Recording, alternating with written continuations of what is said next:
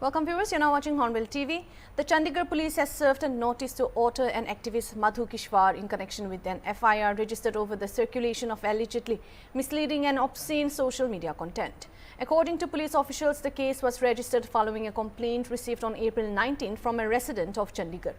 The complainant alleged that several social media users had circulated a video clip along with obscene and misleading captions that falsely identified the person appearing in the footage. The complaint claimed that the posts were a deliberate attempt to create false electronic records using objectionable language, despite knowing that the claims were misleading. It further alleged that the video was shared with the intention of harming the reputation of a constitutional authority and disturbing public peace and tranquility. During the preliminary investigation, police said that the video was traced to a travel vlogger whose wife had originally shared the clip from her social media account while posting updates about their activities. In her statement, the woman told investigators that the person seen in the video was her husband. Statements from the husband and another woman seen in the video has also been recorded. जी एक FIR दर्ज हुई है, FIR number 44 19 अप्रैल को दर्ज हुई है police station sector 26 में। कोई वीडियो को ट्वीट किया गया है, किसी और तरीके से उसको पोज किया गया उसके संबंध में। तो मधु किश्वर जी पर आरोप है कि उन्होंने भी ये रीट्वीट किया है। तो उनको एक 35.3 का बीएनएसएस का नोटिस होता है, वो हम सर्व करवाने आए थे, वो सर्व हो गया है। सेक्शंस मैम इसको लगाए सेक्शंस लगी हैं इसमें 196, 356, 336 4, 353, 336 1, 336 3, 340, 318 बीएनएस और 2023 और 66C, 66D, 67 IT act 2000। Ma'am notice में क्या कुछ कहा गया है कि नोटिस में उनको ज्वाइन करने के लिए अपेयर होने के लिए पुलिस स्टेशन में उनको नोटिस दिया गया है, उसमें आके अपना वो पक्ष रखें। मैम कब चंडीगढ़ बुलाया गया है? अभी तो फिलहाल कल की तारीख दी गई है, तो उसके बाद देखते हैं। जी मैम कारण क्या था? कुछ ट्विटर पे वायरल हो रहा था? वायरल हुआ है। क्या कुछ वीडियो? अभी इतना जानकारी इस प्लेटफॉर्म पे देना ठीक नहीं है। Thank you. In a major crackdown, the Amritsar Commissionerate Police have dismantled a weapon smuggling module involving cross-border drone drops and interstate supply chains. And officials said on Monday, Police Commissioner Gurpreet Singh Bhullar stated that 6 sophisticated pistols have been recovered and 3 individuals arrested in connection with the case. The accused have been identified as Deepak alias Deepu and Arun Sabu, both residents of Amritsar with prior criminal records, and Sukhjinder alias Sukha from Kapurthala, who has no previous criminal background. हमारे माननीय मुख्यमंत्री साहब का जो organise crime के खिलाफ campaign है, zero tolerance policy है और गैंगस्टरों के वार जो कैंपेन है, उसमें कमिश्नरेट पुलिस अमृतसर को बहुत बड़ी सक्सेस मिली है। 6 सोफिस्टिकेटेड पिस्टल हमने रिकवर किए हैं, 3 आरोपी इसमें गिरफ्तार किए जा चुके हैं और आने वाले दिनों में और भी उम्मीद है वेपन्स की रिकवरी और अरेस्ट की। ये जो वेपन मॉड्यूल है, ये क्रॉस बॉर्डर इंटरनेशनल बॉर्डर की तरफ से वाया ड्रोन्स ड्रॉपिंग की जा रही थी। जो प्लान्ड कोऑर्डिनेट्स हैं वहाँ पे, और इसके अलावा इस मॉड्यूल में कुछ वेपन सोफिस्टिकेटेड जो हैं बुरहानपुर, इंदौर, मध्य प्रदेश से भी मंगवाए गए हैं। टोटल 6 वेपन्स हैं, जिसमें PX5 है, .30 बोर के और .32 बोर के पिस्टल्स हैं, बड़े बढ़िया क्वालिटी के हैं सारे। और 3 जो आरोपी गिरफ्तार हुए हैं, 2 उसमें अमृतसर के हैं जिनके खिलाफ पहले ही मुकदमे दर्ज हैं, 2 एक के खिलाफ जो दीपक दीपू है उसके खिलाफ 2 हीनियस क्राइम के केसेस रजिस्टर्ड हैं। दूसरा अरुण साबू है, उसके खिलाफ भी 2 केसेस रजिस्टर्ड हैं। तीसरा इनका साथी जो है सुखजिंदर सुखा, वो रेहाना जट्टा डिस्ट्रिक्ट कपूरथला का रहने वाला है। उसका पुराना क्रिमिनल बैकग्राउंड नहीं है, बट इस मॉड्यूल में ये सिग्निफिकेंट बात ये है कि माझा और दोबा दोनों एरियाज़ में सप्लाई का काम ये लोग कर रहे थे और इनके पकड़े जाने से मेरा मानना है कि बहुत मेजर क्राइम्स जो हैं वो एक तरह से अबॉर्ट हो गए हैं और उनको पहले ही पकड़ लिया गया है, अवर्ट हो चुके हैं। और ये जो हमारी टीम है, इसने बहुत इस पे मुशक्क़त से काम किया है, जिसकी रहनुमाई हमारे DCP रविंदर पाल, आलम विजय जी, ACP हरमिंदर जी और SI बलविंदर सिंह जो एंटी गैंगस्टर ऑपरेशन सेल के इंचार्ज हैं, और उनकी टीम ने बहुत बढ़िया ऑपरेशन ये इसको कैरी ऑन किया है। इंटरस्टेट रेमिफिकेशंस, इंटरनेशनल रेमिफिकेशन दोनों में आई हैं और मध्य प्रदेश से भी हम पुलिस से हेल्प मांग रहे हैं थ्रू अवर स्पेशलाइज्ड जो हमारा यूनिट है GTF, तो उस पर और काम करेंगे। वो भी उस पर काम चल रहा है जी, वो अभी इन्वेस्टिगेशन का विषय है, इसलिए अभी नहीं डिस्क्लोज कर रहे, पर हमें उम्मीद है कि बहुत जल्द हम उन लोगों तक पहुंच पाएंगे जिन्होंने एक्चुअली ये मंगवाए थे और उनके क्या इरादे थे वो भी हम क्लियर कर पाएंगे। कुछ ड्रोन से आए हैं जी वेपन्स, कुछ मध्य प्रदेश से स्मगलिंग किए गए Punjab. Heatwave conditions are expected to prevail in Punjab and Haryana for the next 4 days and in eastern UP for the next 5 days and from tomorrow in western UP, says Akhil Srivastav, scientist IMD on Tuesday. Further in central India, Madhya Pradesh could see heatwave conditions from tomorrow. Chhattisgarh too can witness similar conditions for the next 3 days. Srivastav informed that a yellow alert has been issued. Bihar, Gangetic West Bengal and Eastern Bengal could also see heatwave conditions for the next 2 days. Meanwhile, off and humid conditions are expected to prevail in the coastal areas of southern India. However, heavy rainfall alert has also been issued for Arunachal Pradesh, Assam and Meghalaya.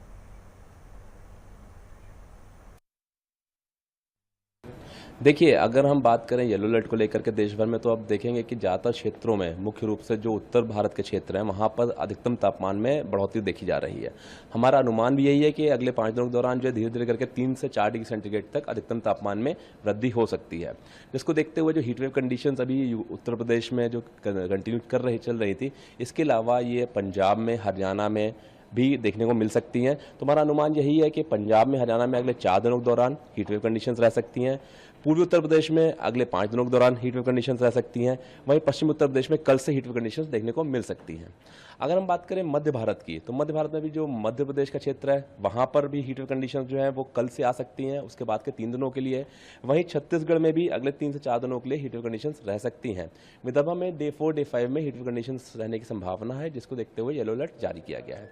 अगर हम पूरी भारत की बात करें, तो यहाँ पर Gangetic waste Bengal में, गंगी पश्चिम बंगाल में, उसके साथ साथ में जो हमारा बिहार का क्षेत्र है, वहाँ पर भी अगले 2 दिनों के दौरान हीटवेव कंडीशंस देखने को मिल सकती हैं।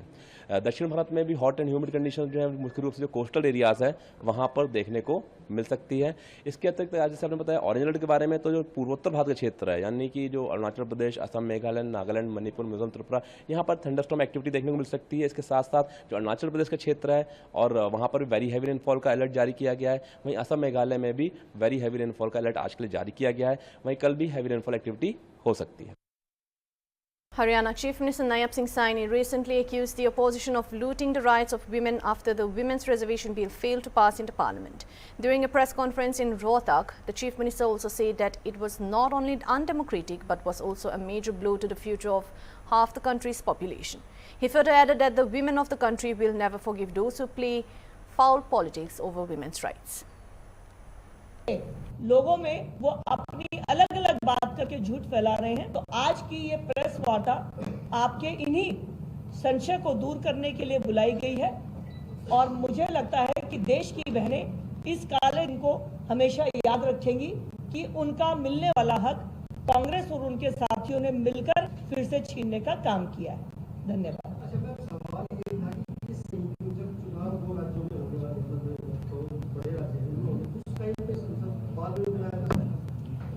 देखिए, पिछले 30 साल का इतिहास अगर आप देखेंगे, इस देश में हर साल चुनाव होते हैं। इस चुनाव में क्योंकि डिलिमिटेशन और सबका एक प्रोसेस तय करना, उसका टाइम बाउंड तरीका होता है। इसको पहले भी बुलाया गया था, कांग्रेस ने तब भी मना कर दिया था।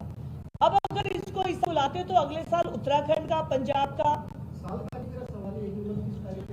क्वेश्चन बाद में देंगे भाई, बाद में देंगे क्वेश्चन। आप पहले प्रेस कर लीजिए, जो भी आपका क्वेश्चन है उसको उत्तर देंगे।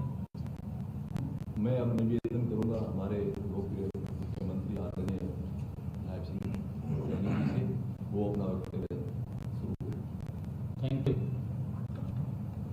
सभी पत्रकार छायाकार मित्रों का आज की इस प्रेस वार्ता में मैं स्वागत करता हूं। आज का दिन बड़ा पवित्र दिन है। आज भगवान परशुराम जी की जयंती है। अक्षय तृतीया का आज दिन है, अक्षय तृतीया है। उसकी बधाई भी देता हूँ, शुभकामनाएं देता हूँ। महिला आरक्षण को लेकर के आज ये प्रेस वार्ता आयोजित की गई है और इसमें हमारे प्रदेश के माननीय अध्यक्ष मल्लाल कौशिक जी, हमारी लोकसभा की सांसद पश्चिमी दिल्ली से, पार्टी की बहुत ही वरिष्ठ नेता, लगातार कई पदों पे जो रही है, कमलजीत सहरावत जी, हमारे कलानौर से जिन्होंने चुनाव लड़ा रेणु बाला, और हमारे जिला के अध्यक्ष रणवीर ढाका जी, हमारे मीडिया के जो आप लोगों के बीच में काम देख रहे हैं शमशेर खरक जी, उपस्थित सभी पत्रकार एवं छायाकार मित्रों, आज आप सबके बीच में मैं बहुत भारी मन से आपके बीच में उपस्थित हुआ हूँ। आप सब जानते हैं, पूरा देश ने देखा है, पिछले 2 दिनों देश के यशस्वी प्रधानमंत्री आदरणीय मोदी जी, जिनका एक विजन रहा है महिलाओं को सशक्त करना, महिलाओं को मजबूत करना, उनका वो विजन रहा है। और जब से उन्होंने, आपने देखा होगा 2014 से, जब से देश के प्रधान सेवक के रूप में उन्होंने इस देश की सेवा करने का देश के लोगों ने अवसर दिया है, देश की महिलाओं ने उनको अवसर दिया है, तो प्रधानमंत्री जी ने हमारे हरियाणा की पवित्र भूमि से सबसे पहला अभियान शुरू किया। अभियान था बेटी बचाओ बेटी पढ़ाओ। पानीपत की ऐतिहासिक भूमि, और उस अभियान से वो खाली एक शब्द या नारा नहीं था बेटी बचाओ बेटी पढ़ाओ, एक कुरीति थी जिसका, क्योंकि कुरीति इस प्रकार की थी, बेटियों को गर्भ में ही मार दिया जाता था। आदरणीय प्रधानमंत्री जी ने उस कुरीति को समाप्त किया, लाखों बेटियों को दान मिला, लाखों बेटियों को। और वो यात्रा आदरणीय प्रधानमंत्री ने महिलाओं के सशक्तिकरण के लिए 23 जनवरी 2015 से वो शुरू किया, और अब महिलाओं को वो सम्मान लगातार, एक पड़ाव नहीं, मैंने कहा है कि कई ऐसे पड़ाव हैं, लगातार प्रधानमंत्री महिलाओं को सशक्त और मजबूत करने का काम कर रहे हैं। साथियों, 33% का आरक्षण अभी लोकसभा में 16-17 अप्रैल को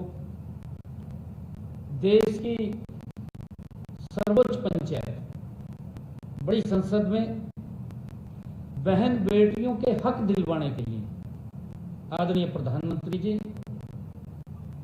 ये नारी शक्ति वंदन बिल लेकर के आए। मैं आज आप लोगों के माध्यम से पूछना चाहता हूं कांग्रेस के विपक्षी दलों को, भाई कोई नुकसान क्या था, धरा वो बताए दो। देश की महिलाओं ने, कांग्रेस 55 साल तक सत्ता में रही, मेरी देश की माताओं बहनों ने उनको अपना बहुमूल्य वोट देकर के सत्ता में बैठाने का काम किया। आज तक उनके हित में कांग्रेस बताए, राहुल गांधी बताएं, उनके जो झुंड के सदस्य हैं वो बताएं, जो उनके इर्द गिर्द घूमते हैं इंडी गठबंधन के नाम से, वो भी बताएं कि महिलाओं का आप लोगों ने लंबे समय तक शासन में रहते हुए उनकी मजबूती, उनके सशक्तिकरण के लिए क्या कदम उठाए हैं, क्या काम किए हैं, ये बताने का काम करना चाहिए। आदरणीय प्रधानमंत्री मोदी जी का 11.5 वर्षों का कार्यकाल मैं आपको बताना चाहूंगा। 11.5 वर्षों के कार्यकाल में मोदी जी ने दिन रात महिलाओं को सशक्त और मजबूत करने के लिए लगातार काम किया है, लगातार काम किया है। और यही कारण है कि आदरणीय प्रधानमंत्री जी ने कहा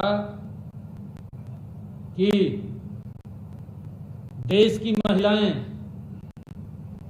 विकसित भारत में अपनी प्रमुख भूमिका अदा करेंगी, ये प्रधानमंत्री जी ने कहा और उसी को लेकर के ये बिल लेकर के आए। परंतु किस प्रकार से कांग्रेस ने और उनके इंडी गठबंधन के नेताओं ने किस प्रकार से उस बिल का विरोध किया। ये विरोध बिल का नहीं हुआ, ये नारी जगत के अंदर नारी के सम्मान को ठेस पहुंचाने का काम कांग्रेस पार्टी और उसके जो सहयोगी दल हैं उन्होंने किया है, जिसको देश की नारी कभी माफ नहीं करेगी। आदरणीय प्रधानमंत्री जी ने कहा भी है